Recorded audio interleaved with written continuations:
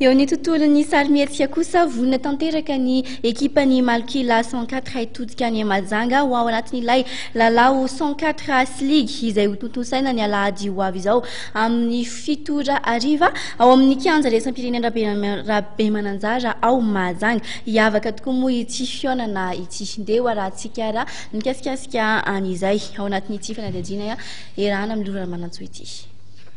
Vonona tanteraka ny ekipan'ny Malkila 104 raha nafika any Mahajanga ao anatin'ilay lalao 104 Slig izay hotontsaina ny alahady 20 Novambra ho avy izao amin'ny 7:00 ao amin'ny kianja Rabemananjara izay kianja manara-penitra indrindra moa eto Madagasikara. Ao anatin'ny ataontsika hoe sarimihetsika moa zany dia heverina fa tokony hanana ny atao hoe tanjaka serika io ny mpilalao satria rotofoana manao an'izany. Dia nanapa-kevitra ny ekipa ny scoop digital hoe avondrona ny mpilalao rehetra hilalao sarimihetsika mba hilalao baolina indray ka amin'ity zany tonga dia karazany hoe match atao hoe défi no apetrakay ho an'ny manam-pahefana any Mahajanga ao anatin'ilay tournoi 104 Slig.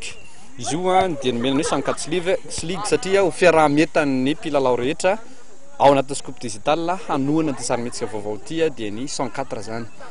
Ireo manam-pahefana any an-toerana tahaka ny lehiben'ny faritra sy ny lehiben'ny delegasiona manokana no ifanandrina amin'ireo lehilahy sy ireo bandry kosa no hiatrika ny vehivavy ny 104.